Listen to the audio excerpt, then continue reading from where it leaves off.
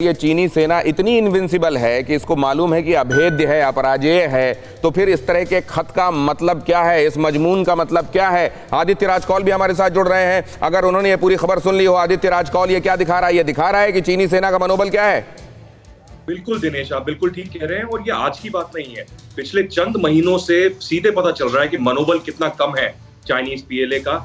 और साथ ही ये भी पता चल रहा है कि जो पीएलए के वेटरन हैं, जो पुराने सोल्जर हैं, जो रिटायर हो गए हैं, वो चाइनीज कम्युनिस्ट रेजिम से बहुत ही अपसेट हैं, बहुत ही आक्रोशमय हैं कि गलवान वैली के बाद जो जितनी भी घटना घटी और जितने भी जो मारे गए थे चीनी सैनिक, उनके शव ठीक से नहीं लौटाए गए, उनको मिलिट्री ऑनर नहीं दिया गया।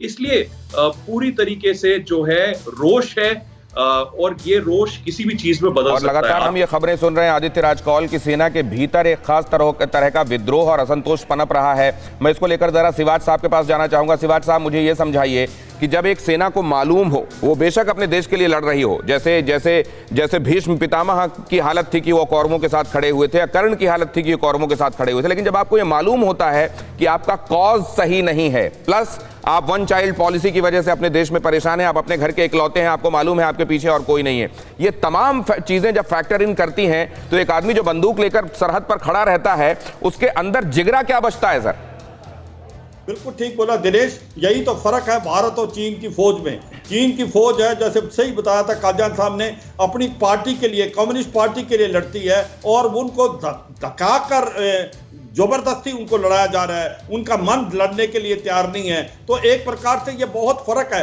और कहीं भारत की फौज एक वॉलंटियर फोर्स है, अपने देश के लिए अपनी जान कुर्बान कर देंगे, तो कोई मुकाबला नहीं है। और ये समझने की कोशिश करनी पड़ेगी, आज चीन की फौज का मोराल बहुत कम है। और जिस तरीके से कई बातें आ रही हैं कि ये जिस प्रकार से उन्होंने अपने गलवान के जो सैनिक मरे थे, उनका जो अंतिम संस्कार नहीं किया, उनको एक प्रकार से ऑनर नहीं दिया और भारत ने दिया, तो देखो पूरे वर्ल्ड में ये पता लग गया। और कहीं ना कहीं जो डोमेस्टिक पॉपुलेशन है चीन की, उसको भी वायरल हो गया सोशल मीडिया से। तो एक बहुत बड़ा आक्रोश है आज की तारीख में, इतना बड़ा आक्रोश ये वेटरन्स के बीच में भी है और पब्लिक के बीच में भी है चाइना के, और कहीं ना कहीं जवानों के मनोबल को दर्शाता है कि बहुत कमजोर है। नहीं, लेकिन सर, क्या जवानों को यह भी दिखाई दे रहा होगा कि वहां पर क्या कहते हैं उनके बड़े वॉर हॉक्स जो रहे हैं, जिनका नाम आज तक लिया जाता है, कियाओ लियांग के बारे में कहा जाता है, दाइजी के बारे में, वो मैं आपसे सवाल जानना चाहूंगा। लेकिन ये अहम खबर पहले मैं अपने दर्शकों को दिखा दूं। चीन से तनाव पर भारत सरकार का बयान आ गया है। हाल में भारत अपनी संप्रभुता की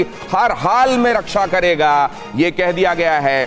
मतलब ये है कि वो पॉस्चरिंग जो हिंदुस्तान की तरफ से चाहिए थी, आज तक चीन के संदर्भ में ये दिखाई नहीं दे रही थी, अब वो दिखाई देने लगी है। हिंदुस्तान ने ये कह दिया है कि आप रहिए जितने भी ताकतवर आप कहते हैं कि आप हैं, आप रहिए जितने भी बड़े दादा आप इस दुनिया के कहते हैं आप हैं, लेकिन अगर हमारी संप्रभुता की तरफ आंखें उठेंगी तो ये आंखें नोच ली जाएंगी। सुमित, बिल्कुल आंखें नोच ली जाएंगी और हमारे सैनिक अपना सीना चौड़ा कर वहां खड़े हुए हैं। और ये साबित किया गलवान के बाद लगातार 29 तारीख को, और अब दोबारा से। और आप ये मान के चलिए, ये प्रोवोकेशन चीन इसलिए कर रहा है दिनेश, ताकि ना सिर्फ दुनिया भर में ये दिखा सके कि चीन कितना सुधरा हुआ देश है, लेकिन दुनिया जानती है कि ये प्रोवोकेशन चीन की तरफ से किए जा रहे हैं। और अगर ऐसा नहीं था तो अप्रैल में यथास्थिति क्यों बदली गई, क्यों गलवान में चीन ने ऐसा किया, और दोबारा से 29 तारीख को क्या कॉन्स्पिरेसी थी चीन की जो चीन करना चाहता था। ये साबित होता है दिनेश कि भारतीय सेना उनको हर मुकाम पर मुंहतोड़ जवाब देगी। वो इस बात से बौखला चुके हैं। परवाह देश की, सोमवार से शुक्रवार रात 10 बजे TV9 भारतवर्ष पर।